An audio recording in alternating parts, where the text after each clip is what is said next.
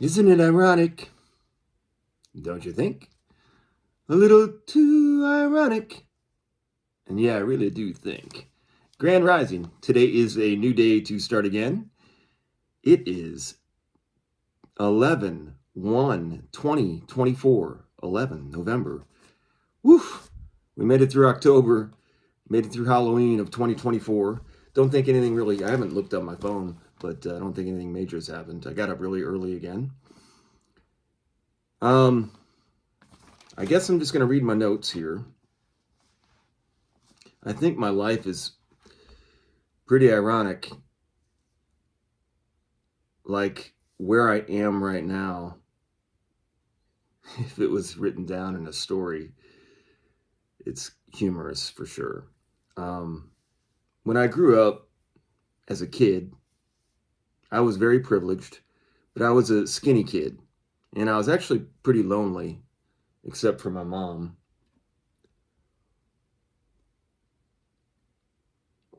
When I was young, I didn't really think my dad wanted anything to do with me, honestly.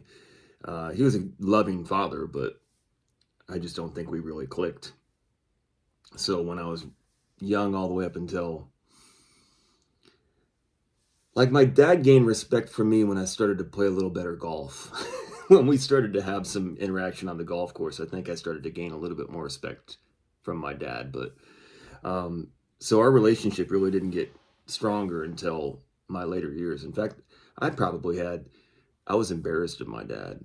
And I think that's a big part of who I am. I didn't think my dad was good enough for my mom. And now I'm kind of like, the irony is I, I am my dad, but I'm not even as good as my dad was. Um, was my dad a bad guy? And then, am I a bad guy? I lost everything that I ever wanted. I'm more lonely than I've ever been. Um, but I feel surprisingly okay. All I can say is there is something stronger than I am that seems to always find a way to shine. Like my mom and my dad are still, I am them. Like I have a lot of seeds that they planted in me. So that never dies. It's the unconditional love. I've talked a lot about it. They were both able to give me unconditional love that's lasted my entire life. And what I've done with it, that's not their fault. So the last next thing I wrote was I enjoy the aftermath of healing. It helps restore my faith. So a while back, I had a really bad problem with my shoulder, and I couldn't even raise it up over. It was really bad, and it got better. And then after it got better, I like I think it's pretty amazing what our human body is capable of doing. And some haven't had that same success with things like that, but or maybe it's just different severities or whatever it is. But that I really, and so this also my eye, it started to flare up and then it went away and then it started to, and then I did some things. I put intent into healing it. Actually made like uh, effort, and I think just in doing that and being patient, it heals, and it healed faster because I was hoping it wasn't going to go on for like 2 or 3 weeks. It's done that before. So that's restored my faith that I can go forward. I don't want to fight anymore, and I don't need to win. Like that used to be a big thing for me. Um, but I think I quit drinking to prove to myself that I wasn't my dad. I think that was a big part of what I did. But my dad was a better father. He was a provider. He was half the man he was after the divorce because he was twice a man, basically, or more so, when he was with my mom. But I know that's just a narrative, and there's a lot more to that story. And narratives are narratives. So we tend to run around in circles, in familiar patterns, looking for things in places that we've already confirmed that they're not. I've watched all my daughters look for something that they had lost, and they'll come around in circles, lifting the same blanket up over on the couch and looking underneath it, and keep going around in circles. And they keep getting more and more frustrated. And when I finally am like, dude, it ain't under that blanket, then it becomes my fault. What I'm trying to do with my life right now, and I've got this in bold letters because this was my big takeaway: take the good and leave the bad. That's my new credo with everything I'm dealing with. I'm done with dealing with bad. Like, if it's harmful or not working, I'm going to strategically see if I can positively help a situation. And if I can't, then I don't need to put myself into it. I'm not dealing with shame anymore. I'm not playing games anymore. I'm going to live my life with purpose if that's the last thing I do moving forward.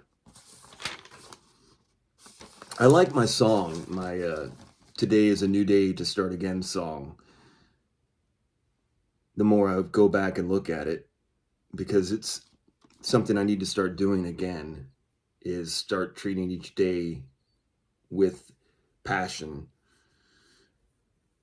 Yesterday serves as a ladder, and tomorrow isn't guaranteed. Live that way. And so I'm trying to put myself into that mode. We just go through different cycles and seasons in our lives. And recently, I've just really been trying to, it's not funny, just get myself, I had to make things as simple as possible and try not to allow myself to think about things that would make me upset and not be able to keep pressing forward with my life. So I need to revisit that now that I've got at least a floor. Not even a floor. I don't have a floor. I've dug out the area. I've dug out my area a little bit. I mean, but I have to acknowledge that I've done a lot of good things and try to keep momentum with that, because I have done what I've done so far pretty well. But what I do know I need to hold myself accountable for moving forward, it's tricky because I need to hold my tongue. That's very important. I learned something a while back that I keep forgetting to put into practice. And that's that it is actually spiritual to take your tongue and put it to the roof of your mouth, like, and press it up. That is a spiritual thing. And I probably should revisit what exactly it was meaning, but it was all dealing with breath. But I remember when I was young, I had buck teeth. My teeth were out, and I needed to get braces to bring them back in. But one of the things the dentist kept putting into my head was, you want to try to stop putting your tongue up there because that's pushing your... But that's exactly what you're spiritually supposed to do. So I thought that was so alarming to me when it resonated with me, that it made sense that this is man, we're 9 minutes in. I've got a lot to go to. This is going to be a long video, whatever. But putting your tongue to the roof of your mouth is kind of a spiritual thing. You literally can think a little bit with it. Like, it's almost like you're using your third eye. It's strange. So then I have strength is gained in restraint. So practice being mindful, observe and reflect. Only react when you are called. When you do react, turn on your body and let it work. Like go into game face mode. And that's when I've been my best. So you just have to make sure you know where you're at. Know your hat. When the settings change, you need to know your role, make an assessment, and adapt.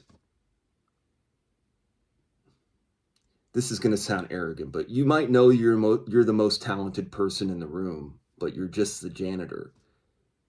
So you just be the janitor. People that are busy, that are really, really busy with chaos, their lives are so chaotic. They will say they don't have time to meditate. And they sometimes do that implying, must be nice for you to be able to meditate. I'm doing all the work over here, making up for the things that you're not doing while you're meditating. Don't feed into that. Breathe. Learn how to breathe. When you practice meditation and discipline, you become stronger. There are the practices of self, learning how to breathe. These are things that you're accountable for. I've been trying to stay out of my personal life because I just don't think it's necessary. But I have a lot of relevance that I want to talk about. And these are like my psychological videos anyway, so I'm pretty much the only one watching them. The last 2 months went faster than any 2 months that I can ever remember. I don't know if that's for everybody, but 2024, September and October did not seem like normal months. They seemed like a couple weeks. It's just flown. Thanksgiving will be here in a blink. So I guess to circle this back around, the irony is I want to say that I give my life to the Most High. That's what I want to live with, like, as people come and talk to me and say, who is David? I am living my life for the Most High. Because I don't know what else to call it. I am a follower of the way. I believe with my soul that there is a purpose, a purposeful way to live my life that requires me to find balance on the ground and make level decisions. I am aware of the divinity of light that gives power to life, and this life is bestowed upon me while my body lives. My body is my temple. What I do is a reflection of my intent. As I walk and speak, I will be aware and mindful of each moment that I spend. I am accountable. I am stronger than I've ever been. And today is a new day to start again. I was going to end it real abruptly there, but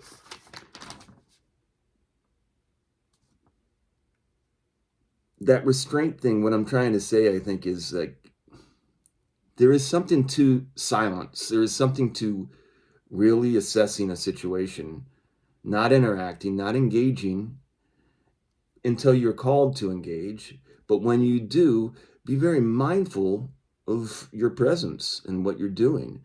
And as you restrain yourself, you gain stronger strength. So the quiet person in the room, if they carry themselves well,